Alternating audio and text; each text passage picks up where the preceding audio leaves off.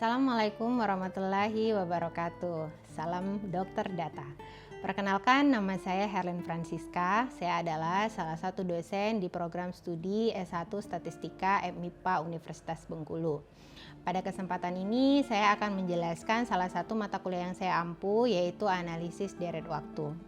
Analisis deret waktu ini merupakan mata kuliah yang ditawarkan pada semester genap dengan SKS, yaitu 3 SKS, di mana terdiri dari 2 SKS teori dan 1 SKS praktikum.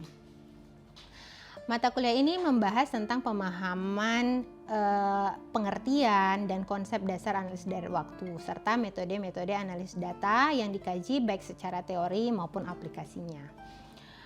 Adapun capaian pembelajaran pada mata kuliah ini, yang pertama yaitu mampu mengemukakan pemikiran logis, kritis, sistematis, dan inovatif dalam konteks pengembangan atau implementasi ilmu pengetahuan dan teknologi yang memperhatikan dan menerapkan nilai humaniora yang sesuai dengan bidang keahliannya. Kemudian kita harus mampu menyusun dan atau memilih rancangan pengumpulan atau pembangkitan data yang efisien dan menerapkannya dalam bentuk survei, percobaan, atau simulasi. Serta juga mampu melakukan manajemen dan analisis data menggunakan teknik-teknik statistika dengan bantuan perangkat lunak. Kemudian kita mampu menyelesaikan permasalahan nyata secara statistika dan mampu menyajikan serta mengkomunikasikan dalam bentuk yang mudah dipahami baik secara tertulis maupun lisan. Kemudian kita mampu menguasai konsep dasar keilmuan statistika dan metode-metode analisis statistika yang dapat diaplikasikan dalam berbagai bidang terapan. Adapun bidang kajian pada materi perkuliahan ini, yang pertama itu pengantar analisis deret waktu, yang kedua konsep dasar deret waktu, yang ketiga model-model untuk deret waktu yang stasioner dan tidak stasioner, keempat identifikasi pada model ARMA dan pada model ARIMA, metode estimasi parameter pada model ARIMA, dan melakukan diagnostik cek dan peramalan. Untuk sistem perkuliahan yang digunakan pada saat ini di Universitas Bengkulu yaitu menggunakan sistem blended learning dengan platform pendukung yaitu e-learning, serta didukung juga beberapa aplikasi seperti Zoom Meeting, Google Meet, maupun WhatsApp Group. Untuk quiz juga dapat menggunakan berbagai aplikasi seperti Quizizz. E-learning mengakomodir penyampaian materi perkuliahan, pemberian tugas, dan evaluasi mahasiswa. Berbagai inovasi, strategi, dan metode pembelajaran saya terapkan guna meningkatkan ketercapaian pembelajaran dan peningkatan kualitas lulusan. Metode pembelajaran yang saya terapkan dalam perkuliahan ini ada 3, yaitu 1. Penyampaian informasi secara ceramah, 2. Simulasi dan demonstrasi, 3. Diskusi case based atau project based melalui kelompok. Metode ceramah saya lakukan dengan tujuan memberikan informasi materi secara luas, umumnya di pertemuan awal. Kemudian metode demonstrasi kita berikan contoh berbagai penerapan analisis data dengan tujuan mahasiswa lebih tertarik dan mengembangkan kemampuan analisisnya. Sedangkan untuk diskusi saya memberikan kasus terkait data yang beredar di masyarakat, kemudian analisis data. Selanjutnya, mahasiswa mengerjakan tugas, mendiskusikannya dalam kelompok, serta menyajikannya dalam forum. Hal ini tentunya dapat meningkatkan kemampuan mahasiswa dalam hal kerjasama tim dan kemampuan presentasi serta pemecahan kasus. Untuk mempermudah penyampaian materi, saya selalu menyiapkan RPS, bahan ajar berupa slide presentasi, handbook. Kemudian dalam praktikum saya juga menyiapkan modul atau penuntun praktikum sebagai pedoman pelaksanaan praktikum. Untuk sistem perkuliahan secara umum adalah 75% teori dan 25% praktikum. Penilaian teori mencakup keaktifan, penugasan, UTS, dan UAS juga kuis. Sedangkan penilaian praktikum mencakup keaktifan dan keterampilan, pelaporan, evaluasi pretest, dan posttest. Hasil penilaian tersebut disampaikan kepada mahasiswa secara langsung di akhir perkuliahan akan disampaikan melalui portal akademik Universitas Bengkulu. Sehingga jika ada mahasiswa yang mendapatkan nilai yang kurang baik, maka ada kesempatan bagi mahasiswa tersebut untuk melakukan remedial atau perbaikan nilai. Ataupun jika mahasiswa tersebut merasa tidak sesuai, nilai tersebut bisa dilakukan cross check bersama. Nah, itulah yang saya lakukan agar kita sama-sama merasa puas dengan apa yang mahasiswa peroleh. Berikut ini saya akan tampilkan video pembelajaran pada mata kuliah analisis deret waktu. Mari kita saksikan. Seperti biasa, sebelum memulai perkuliahan, marilah kita berdoa menurut agama dan kepercayaan kita masing-masing. Semoga ilmu yang akan kita terima bisa kita terima dengan baik, yang akan saya sampaikan bisa tersampaikan dengan baik. Berdoa dimulai. Berdoa selesai. Ya, hari ini kita akan masuk materi analisis deret waktu di submateri tentang smoothing. Nah, ini deskripsi mata kuliahnya. Jadi pada mata kuliah ini kalian akan membahas analisis data, khususnya data-data yang mempunyai pola deret waktu. Jadi dia punya data dengan bentuk runtut antar waktunya. Ya, dengan materi yang dibahas itu dimulai dari kestasioneran data, kemudian autokorelasi dan fungsinya, juga parsial autokorelasi dan fungsinya, metodenya, metode yang sederhana itu metode Log-Jennings, ada juga pola tren dan musiman, estimasi parameter, diagnostik model dan identifikasi model, hingga menentukan apakah dia merupakan model A5 ataupun A5. Sampai di sini apa ada pertanyaan? Ya, masih aman ya. Oke, sekarang kita masuk materi pertama. Jadi tadi kita udah berdiskusi tentang pendahuluan perkuliahan. Hari ini kita masuk ke materi pertama, materi smoothing. Apa sih yang kalian pahami tentang smoothing? Atau apa sih yang ada di benak kalian ketika kalian mendengar kata smoothing? Penghalusan. Ya, sering di smoothing apa? Rambut. Oke ya. Oke. Jadi sama prosesnya dengan yang kalian pahami gitu ya. Bahwa smoothing adalah penghalusan data,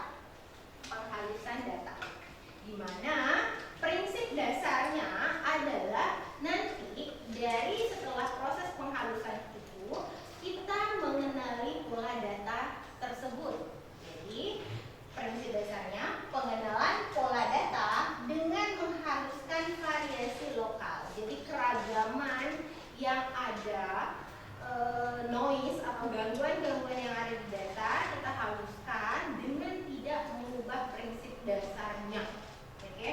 Jadi dengan tidak mengubah prinsip dasar dari data. Dengan prinsip penghalusannya itu berupa rata-rata. Jadi di metode statistika kalian sudah belajar apa itu ukuran pemusatan. Oke? Ingat ya, apa itu ukuran pemusatan? Angkat tangan dong, siapa? Yang pegang laptop dong. Median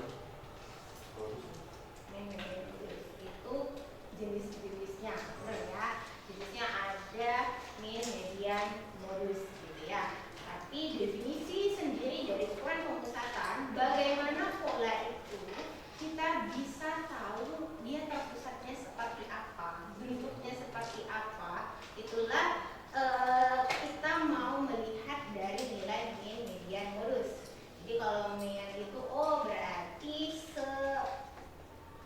rata-ratanya di 7. Berarti misal ibarat nilai dari 0 sampai 10, rata-rata 7, berarti nilainya udah cenderung lumayan bagus gitu ya. Nah, itulah yang kita kenal dengan konsep ukuran pemusatan. Dan ukuran pemusatan yang paling banyak digunakan sampai kalian nanti S3 misalnya, siapa tahu ada satu di antara kalian yang akan menjadi mahasiswa doktoral, misal semoga gitu ya di Amerika gitu ya. Kalau ditanya ukuran pemusatan yang paling sering digunakan ya tetap rata-rata. Oke, jadi konsep statistik yang paling banyak digunakan.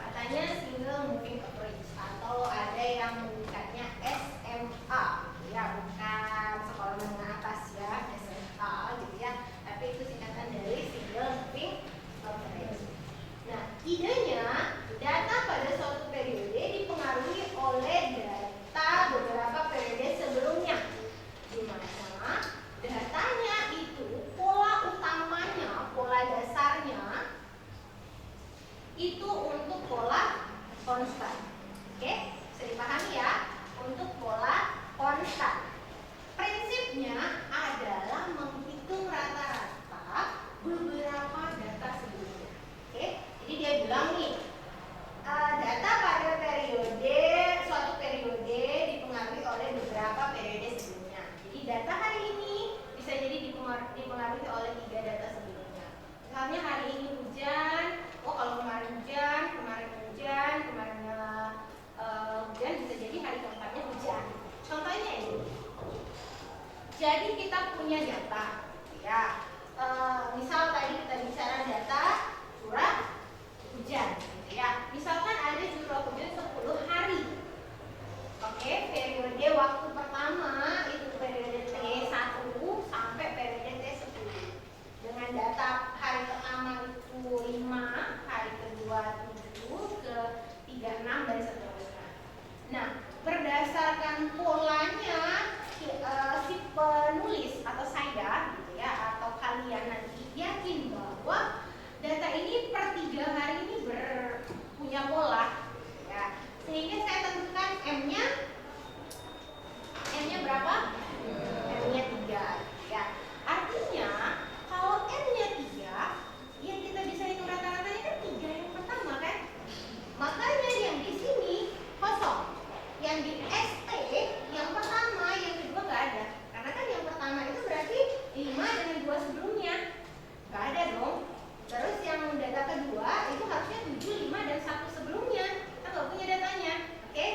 Nah, sedangkan data yang ketiga itu 6, itu berarti rata-rata dari ZT yang ketiga, Z yang ke T yang kedua, dan yang ke 1.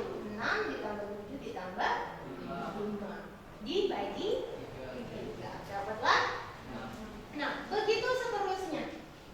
Oke, sampai ke 10.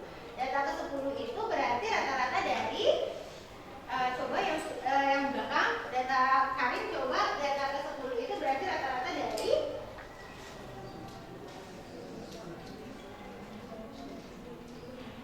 3 datanya. Berarti data yang ke 10 oke ya, jadi data yang ke 10, data yang ke 9, data yang ke 8 kita ratakan dapatlah 7,3. Nah, kemudian forecast-nya apa? Tadi dia bilang bahwa FT itu adalah ST-1, ya kan? Berarti forecast untuk besoknya adalah rata-rata 3 hari sebelumnya. Karena konsepnya rata-rata, semakin besar M tentunya semakin halus, ya kan? Artinya kan penghalusannya tuh semakin, bondingnya tuh semakin berkali-kali. Ibaratnya kalau rambut ini tadi ya, walaupun misal smoothingnya 3 ini baru 3 tarikan udah bahasa rambut gitu ya, smoothing rambut. Nah, kalau di M sama dengan 6 jelas dia semakin halus, semakin tidak mengikuti pola aslinya. Oke, karena berdasarkan pola asli data ini, dia masih mirip dengan data yang M sama dengan 3. Ya enggak? Coba lihat, ini data yang hitam ya. Data yang hitam. Nah,